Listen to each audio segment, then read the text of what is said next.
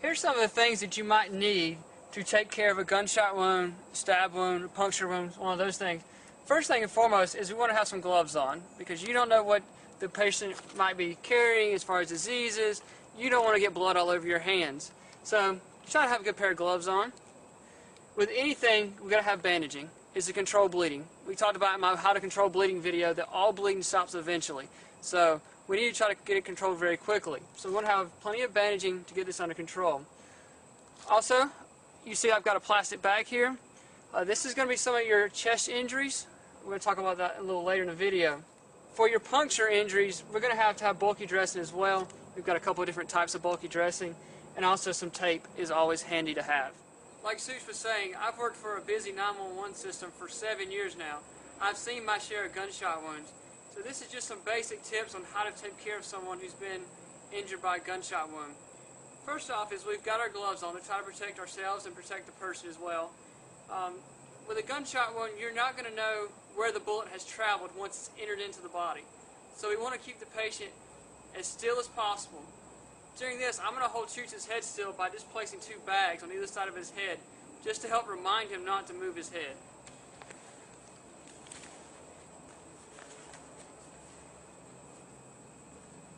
Starting from the head, working our way down, if you've got someone with a gunshot wound to the head, it's going to be very vascular. I mean, it's going to bleed a lot.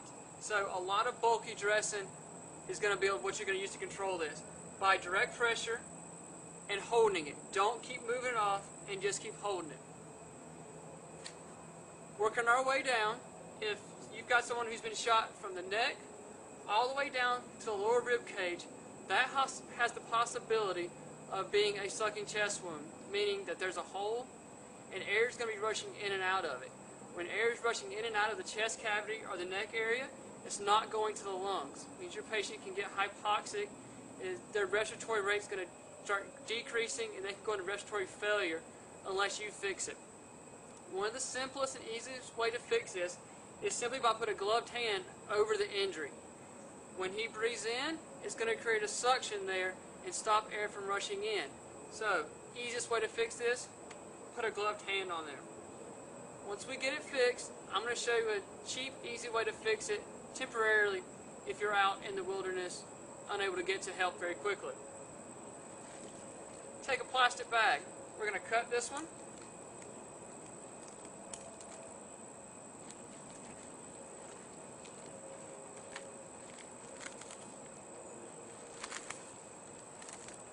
That's why it's always good to have a good pocket knife on you.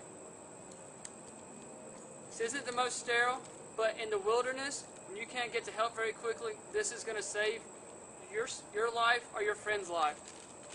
Take this plastic, and once again, make a seal over where the injury is. Now, to keep it in place, we're just going to tape it down on 3 sides. You tape it down on 3 sides, so when he takes a breath in, it's going to suck to his chest and seal. When he takes a breath out, it'll release and it will let air come out so he doesn't get further injury. Just using some simple tape, and we're going to take this down. Now, of course, we would have removed all of his clothes from where the possible injury. We wouldn't tape this on top of his shirt.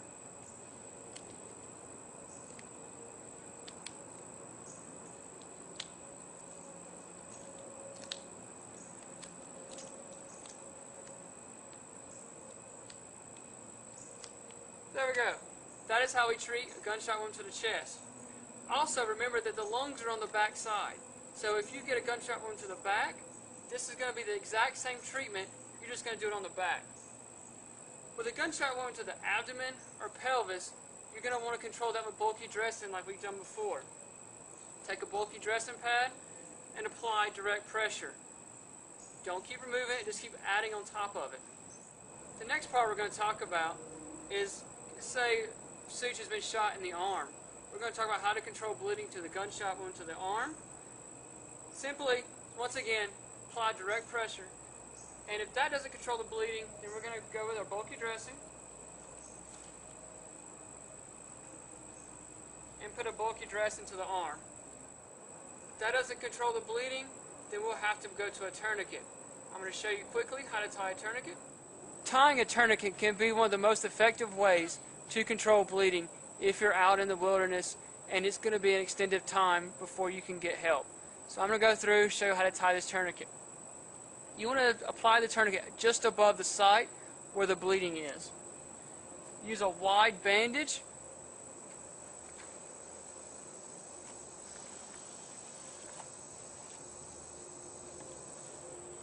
Just make a simple overhand knot. Take a pin or something straight that you can rotate to tighten this up. Once again, another simple over the hand knot. And because Such is my friend and I don't want to hurt him, I'm not going to tighten this up. But you would begin to rotate that. You rotate it until the bleeding stops, and then you just secure the pin tightly so it doesn't unravel. Remember that applying a tourniquet is a last resort. There is a possibility that this patient could lose his extremity.